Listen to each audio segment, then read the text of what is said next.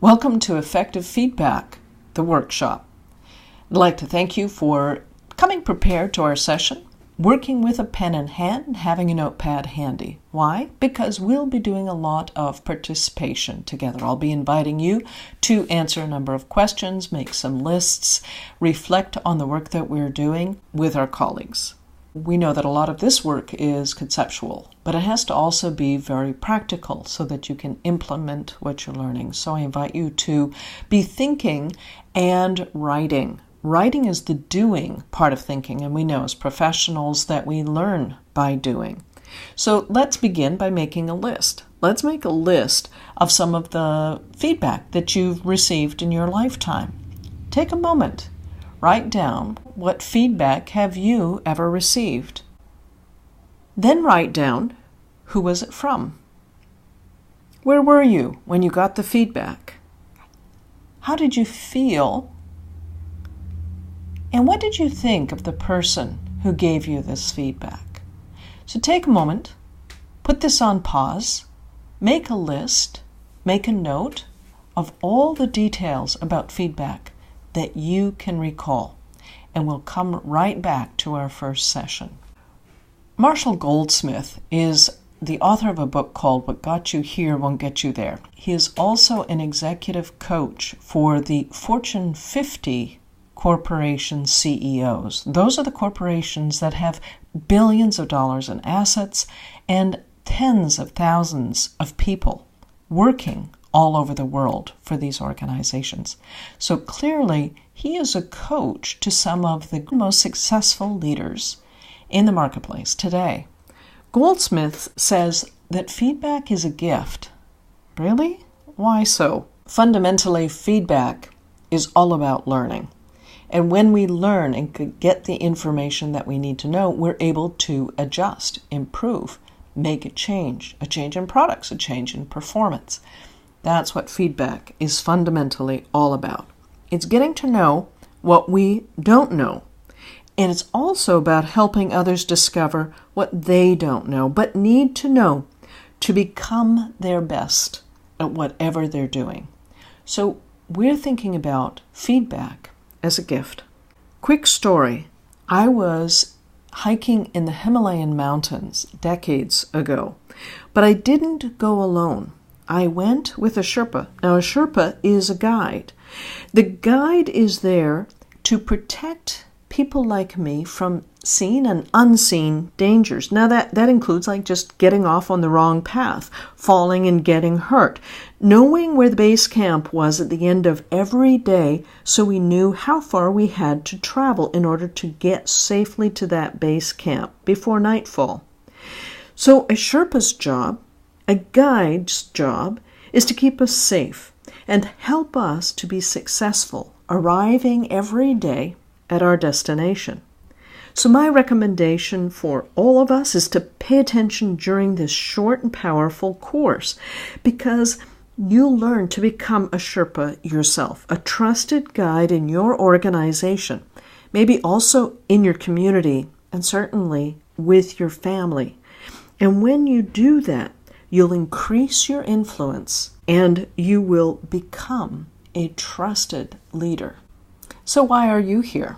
Well, maybe because other people are counting on you as a peer, a supervisor, a manager, an advisor, or as a friend. You know, we have a very unique perspective or point of view on feedback. And it is our way of contributing to other people. And we do that by learning how to give effective feedback in a way that leaves people feeling motivated and encouraged versus frustrated and discouraged. So if you're in a situation where you have to interact with other people to get your work done and meet your objectives, both 24/7 in your work life and in your family life, then this program is for you. Now maybe you also have colleagues, peers, supervisors that you recognize that if they just realize the impact of some of their behaviors and what how it impacted other people, they might change how they're operating. And these are the insights that we have that we can offer to other people.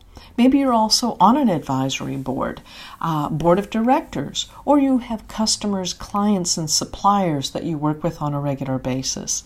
Even in our community, this is for you if you recognize that people look to you for your wisdom, experience, or insight. Now, this is also for you if you want to decrease the amount of tension and defensiveness that comes along with feedback and increase people's openness to your suggestions so you can have greater influence. You're in the right place at the right time. So here's the work we're going to be doing together. We'll practice and demonstrate these skills so that not only are you going to learn something, you'll actually be able to do something differently. That is, to give effective feedback in a way that people will respond positively. Why do people actually want feedback? Do you think they do? In fact, feedback is sought after by people. Even if it's negative, it's better than no feedback at all. So we have to accept the fact that people are looking for feedback. At the same time, we tend to avoid feedback like day-old sushi. No, thank you. Don't need that now, and I don't need the after effects. So we want to learn to deliver feedback in a way that leaves people hungry for more. There is destructive feedback out there. So we're going to also check our motives and think before we give feedback and make sure that we're only talking about those things that have the highest ROI. In other words, the highest return on investment. Why would you spend time engaging people in a change of behavior if it's marginal versus mission critical? So that's what we want to focus is on constructive feedback. We'll also examine very simply and quickly why it's difficult to give feedback and why it's also hard to get it. We have also a very practical method where you can do what I like to call drive-by feedback or just-in-time feedback, as well as a powerful process that you can practice systematically and scale up. In other words, other people will watch how you give feedback and they'll wind up practicing the same way you do it. So we're going to give you this framework for both the formal and informal feedback. So when you finish this program, you're actually going to be doing things differently, and watch. People will respond to you differently. We'll give you a prescriptive language. That just means that we'll prescribe this like a doctor. If you follow the 3 simple steps, you're going to get better at it. We'll give you positive feedback and the kind of feedback you can give also in corrective situations so that it's real, it comes out of the real world. Delivering a message so that people are open to it and willing to change and improve their behavior. And we'll also figure out a way, how can we ask for feedback from others so that we can also improve our own capacity? Think about it for a moment. Why do people avoid giving feedback? Think about that for yourself. Why do you avoid giving feedback? Why do you think others might have to do with the fear of rocking the boat? They don't want to upset things. Everything's just running smoothly. Sure, it could be different, but let's just not enter into any of that emotional stuff. Could also be fear of payback. Gee, if I let somebody know I noticed that things are going off track, they might become hypercritical for me too. Maybe it is just that we lack the confidence of being able to give somebody else feedback, particularly if it's a peer or a supervisor, manager, leader that we work for.